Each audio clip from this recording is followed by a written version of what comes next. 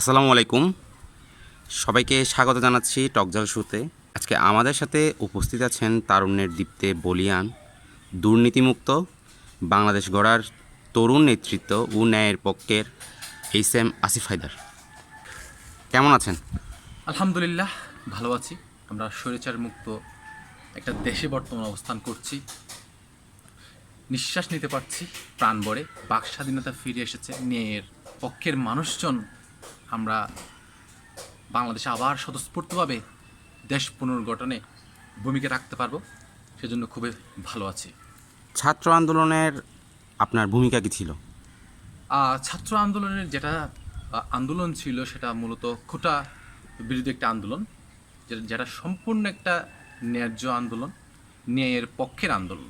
আমরা চাই মেধাযুক্ত বাংলাদেশ হোক। এই বাংলাদেশে কোনো মেধাবিহীন বাংলাদেশ গড়ার যে একটা প্রক্রিয়া শুরু হয়েছিল গত স্বৈরাচার সরকার, আওয়ামী সরকারের অধীনে, সেটা থেকে বের হওয়ার জন্য যে ছাত্ররা আন্দোলন করেছে সেটাতে আমার পূর্ণ সমর্থন ছিল। এবং আমি রাজপথে ছিলাম, এবং রাজপথে থাকা অবস্থায় পুলিশের সাথে, আওয়ামী সন্ত্রাসী স্বৈরাচার সন্ত্রাসীর সাথে বিভিন্ন সময় আমাদের মুখোমুখি অবস্থান নিতে হয়েছিল এই কক্সবাজারে। যেহেতু আমি কক্সবাজারে বর্তমানে অবস্থান করছি, কিন্তু কক্সবাজার রাজপথে অবস্থান ছিল।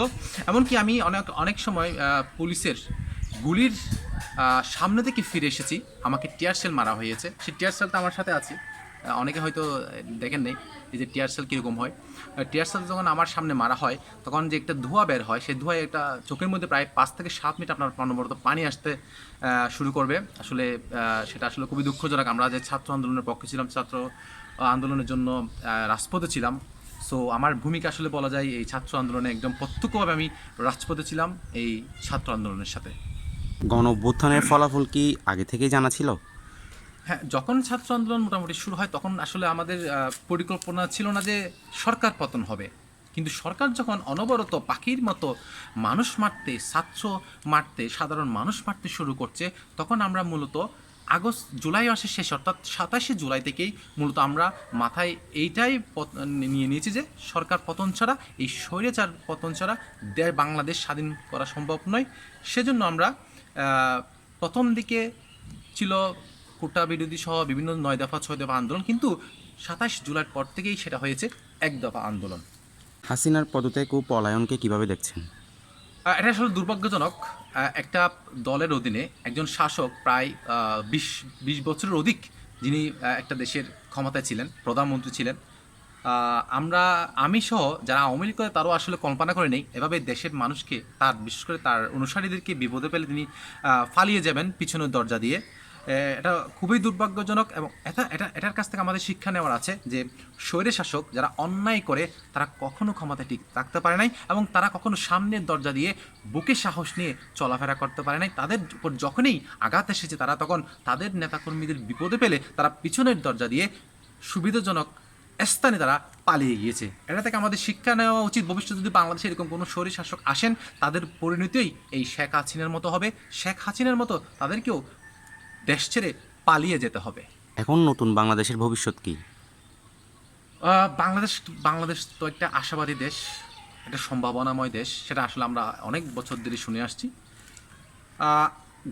বিগত স্বৈর সরকার বা তারও আগে সরকারের অধীনে যতগুলো টাকা পাচার হয়েছে ইচ্ছাকৃতভাবে প্রত্যক্ষ বা পরোক্ষ ইন্ধনে, সেগুলো যদি বাংলাদেশের সরকার সঠিকভাবে বাংলাদেশ বিনির্মাণে প্রয়োগ করতে পারত, তাহলে আমাদের বাংলাদেশ আজকে এই অবস্থান থেকে, আমি উদাহরণ দিতে পারি, মালয়েশিয়ার অবস্থানের কাছাকাছি যেতে পারত। যে মালয়েশিয়াকে ডক্টর মাহাথির মোহাম্মদ শাসন করে একটা বিশ্বের উন্নত দেশ কাতারে পৌঁছে দিয়েছে।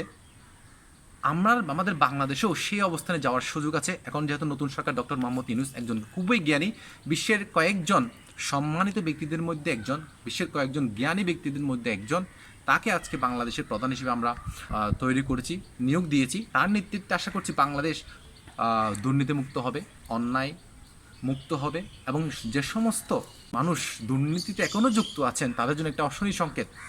তাদের আসলে বিচার হবে, যারা দুর্নীতি ইতিমধ্যে করেছেন এবং যারা ভবিষ্যতে করতে চান তাদের জন্য অশনি সংকেত। যে দুর্নীতি করবেন, যে অন্যায় করবেন, তার জন্য রয়েছে বিচারের ব্যবস্থা। আপনার রাজনীতিতে আসার সম্ভাবনা কতটুকু? আমাকে এই প্রশ্নটা, যারা এই প্রশ্নটা করেছেন, সবসময় বলেছি বাংলাদেশের রাজনীতি যেদিন তারুণ্য নির্ভর হবে, যেদিন টাকার খেলা বন্ধ হবে নির্বাচনে, সেদিন আমি রাজনীতিতে আসবো। কারণ আমি চাই একটা জবাবদিহিতামূলক রাজনীতি, একটা তারুণ্য নির্ভর রাজনীতি, একটা অন্যায়মুক্ত রাজনীতি, ন্যায়ের পক্ষের রাজনীতি। আমি ব্যক্তিগতভাবে কোনো দলের সাথে সম্পৃক্ত নয়। আমি সবসময় ন্যায়ের পক্ষে মানুষের জন্য কাজ করতে যাই।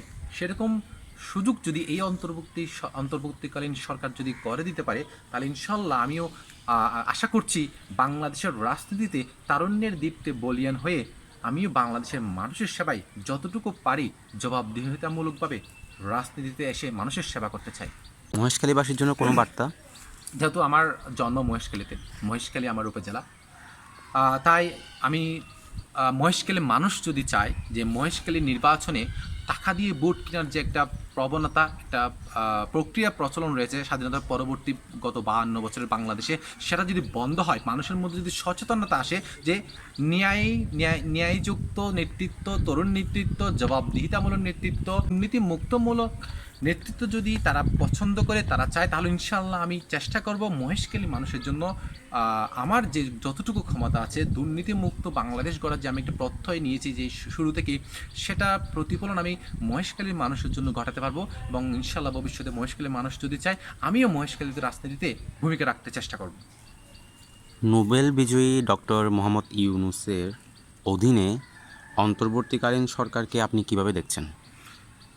বাংলাদেশের একটা চরম দুঃসময় চলছে, যেহেতু গত 16 বছরের সরকার পালিয়ে গিয়েছে, দেশকে একটা অরাজকতামূলক অবস্থায় রেখে দেশের বিভিন্ন জায়গায় এখন অরাজকতা চলছে, ডাকাত, সন্ত্রাস, বিভিন্ন সংখ্যালঘুদের মন্দির ইত্যাদি, পেগোড়া, মন্দির, এগুলো ভাঙচুর হচ্ছে, এগুলোর উপর অত্যাচার হচ্ছে।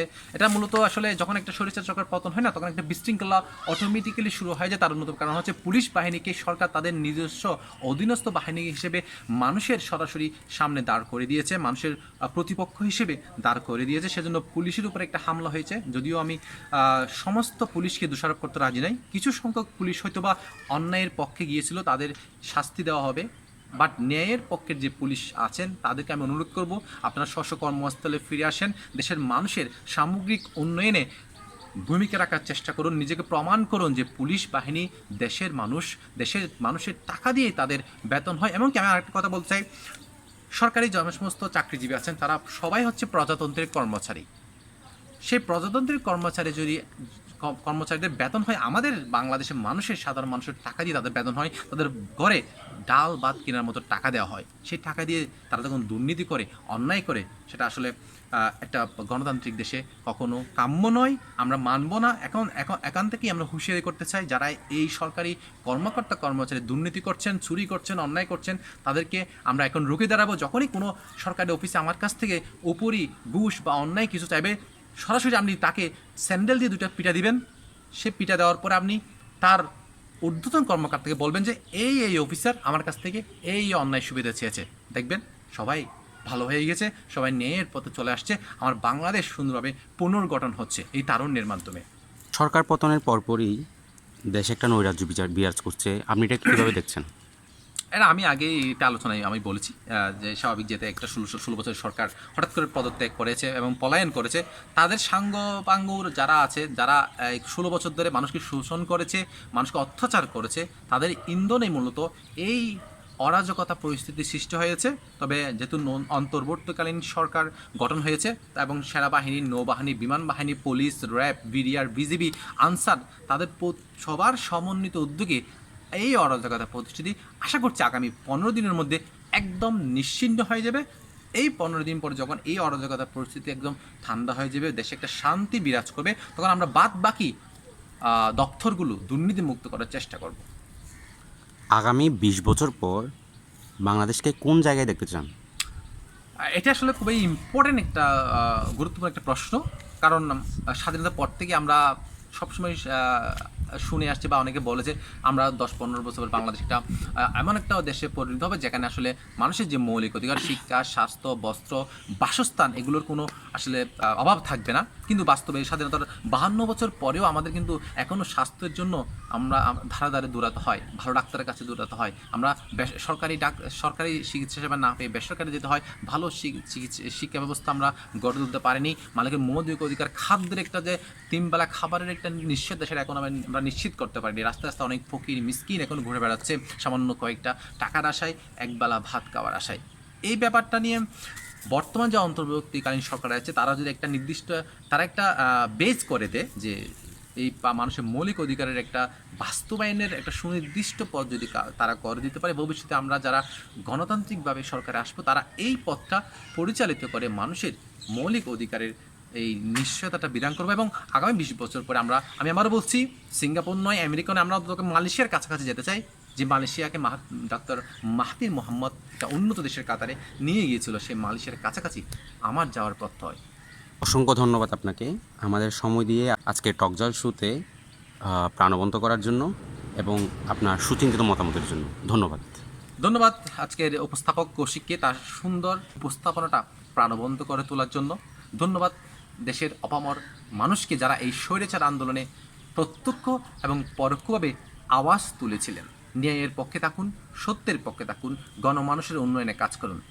বাংলাদেশ চিরজীবী হোক। আল্লাহ হাফেজ সবাইকে।